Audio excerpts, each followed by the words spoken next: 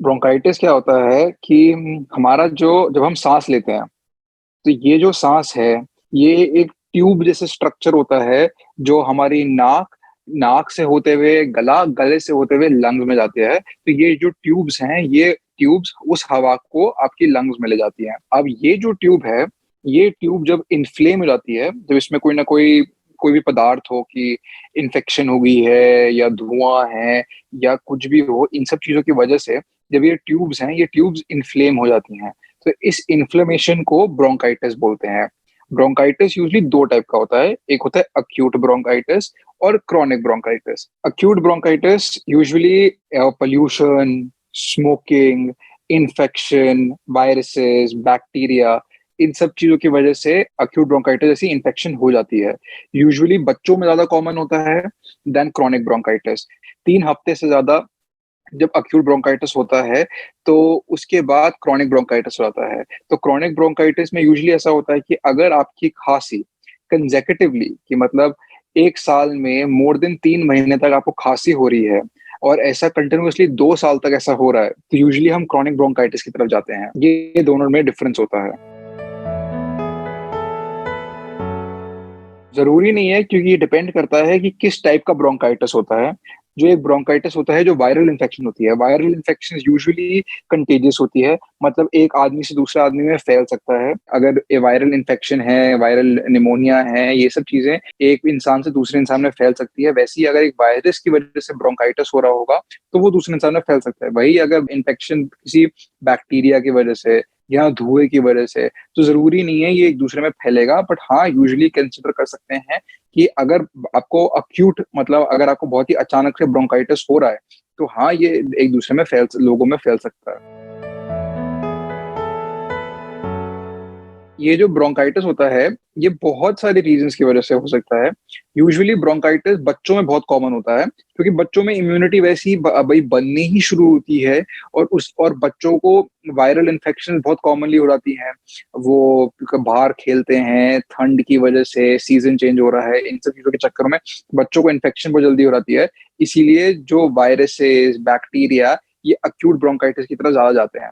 Influenza virus हो गया, आपका रेस्पिरेटरी सिंक्टेटिव वायरस हो गया, इन सब चीजों की वजह से अक्यूट ब्रोंकाइटिस हो सकता है। और यूजुअली क्रॉनिक ब्रोंकाइटिस बड़े लोगों में ज्यादा होता है कि जब आप बहुत सालों तक आप सिगरेट पी रहे हैं, आपको एक धुआं, एक पोल्यूशन वाले एनवायरनमेंट में जी रहे हैं, तो इन सब की वजह से ये कंटिन्यूअसली जो आपकी बॉडी में ये आप जो धुआं जो पड़ रहा है, जो सारा धूल मिट्टी पड़ रही है, इसकी वजह से फिर क्रॉनिक ब्रोंकाइटिस हो जाता है।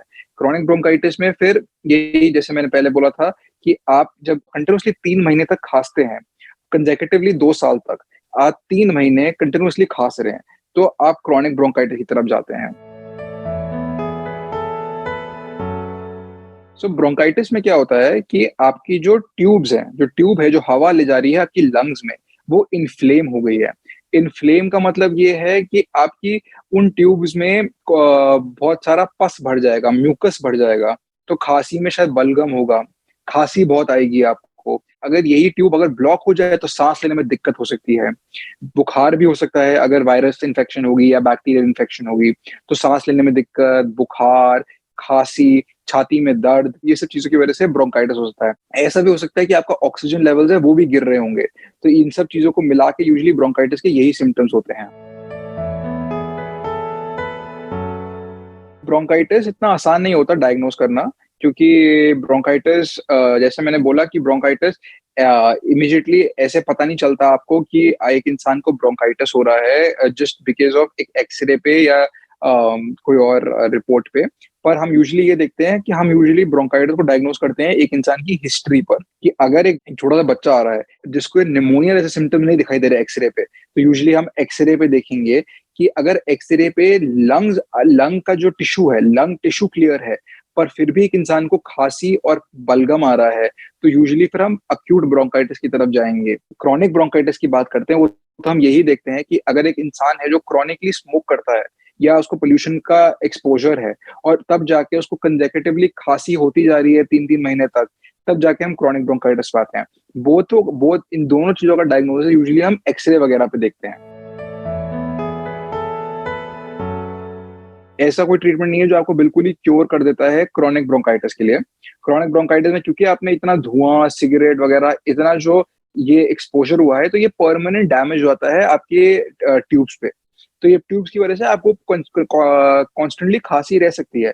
पर इसका फिर यही से ट्रीटमेंट होता है कि हम फिर सिम्प्टोमैटिक ट्रीटमेंट करते हैं, कि अगर खाँसी में बलगम आ रहा है, तो फिर हम और बलगम आ रहा है या चेस्ट कंजेस्टेड है आपकी, तो स्टीम से, ये टैबलेट से जो आपकी बलगम हटा सके, नेबुलाइज़ेशन से, हम इन सब चीज़ों को यूज़ करके आपकी बलगम हटाते हैं, जिससे कम से कम साँस लेने में आसानी हो। बच्चों में बहुत आसान होता है, बच्चों में यूजुअली क्या होता है कि जैसे हम एक normal cold infection, virus infection को ट्रीट करते हैं, बस स्टीम हो गया, नॉर्मल थोड़ी बहुत हमने एंटीबायोटिक्स दे दी, हमने बलगम को थोड़ा पतला कर दिया, जैसे बलगम पतला हो जाए और निकल जाए। अगर एंटीबायोटिक्स दे दी, जैसे बुखार वगैरह ना हो या और इन्फेक्शन ना हो, तो इन सब चीज़ों को मिला के और यूजुअली जो एक्यूट ब्रोंकाइटिस बच्चों में होता है, वो यूजुअली सेल्फ लिमिटिंग होता है, कि वो अपने आप ही ट्रीट हो जाता है, जैसे कोई भी वायरस इन्फेक्शन होती है। तो यूजुअली हम एक्यूट ब्रोंकाइटिस को ऐसे ट्रीट करते हैं।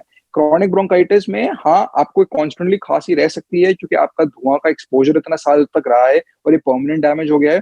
पर हम फिर सिम्प्टोमैटिक रिलीफ करते हैं कि चेस्ट की एक्सरसाइज करते हैं कि जिससे साँस लेने में आसानी हो, साँस लेने की कैपेसिटी बढ़े, स्टीम इनहेलेशन हो गया, नेबुलाइज़ेशन हो गया, कि जो अंदर का कफ है, वो थोड़ा पतला हो, वो कफ बाहर निकले, अंदर का बलगम बाहर निकले। तो हम यूजुअली ये सब चीज़ें करते हैं ब्रोंकाइटिस को ट्रीट करने के लिए। एक्यूट ब्रोंकाइटिस के लिए यही है कि जब एक नया-नया बच्चा पैदा होता है, तो उसको माँ का दूध देना बहुत इम्पोर्टेंट है। 6 महीने कंपल्सरीली माँ का दूध पीना चाहिए। माँ के दूध में बहुत सारा न्यूट्रिशन होता है, जो एक ग्रोइंग बच्चे को ज़रूरी होता है अपनी इम्यूनिटी बिल्ड करने के लिए। तो माँ का दूध ही सिर्फ़ पीना चाहिए 6 महीने के लिए। और उसके बाद यही कि जब ठंड बदल रही है, खास उसको कोशिश करिए कि उसको ज़्यादा खाँसी-ज़ुकाम ना हो, उसको इतना इतना एक्सपोज़र ना हो, इतना कि इमीडिएट चेंजिंग टेम्परेचर की वही नहा के आ गया बाहर, पंखा चल रहा है, ये सब चीज़ें ये छोटी-मोटी जो यूजुअली हम चीज़ करते हैं कि हम कोल्ड वगैरह से प्रोटेक्टेड रहें, इन सब चीज़ों के इसमें हम ऐसे हम एक्यूट ब्रोंकाइटिस को प्रिवेंट कर सकते हैं। ये अगर बच्चे को ऑलरेडी दमा वगैरह की एक हिस्ट्री हो, हिस्ट्री ऑफ अस्थमा हो, तो ऑब्वियसली ज़्यादा केयर रखना चाहिए कि कहीं वो और ऊपर इन्फेक्शन तो नहीं डेवलप कर रहा। तो बहुत इम्पोर्टेंट है कि एक नए-नए बच्चे के लिए ध्यान रखें कि कहीं उसको अचानक से बुखार तो नहीं हो रहा, उसको अचानक से अंदर बलगम वगैरह तो नहीं आ रही, और अगर ऐसा कुछ भी हो रहा है, तो डॉक्टर को दिखाना बहुत ज़रूरी है। सिगरेट स्मोकिंग को बिल्कुल ही बंद करिए, टू रिड्यूस करिए, ऐसे कोशिश करिए कि जब बाहर जा रहे हैं और बहुत धुआँ वाला एनवायरनमेंट है, तो मास्क पहनिए, जिससे आपका एक्सपोज़र कम हो। इन सब चीज़ों से आपकी जो लंग्स की इन्फ्लेमेशन है, वो कम होगी।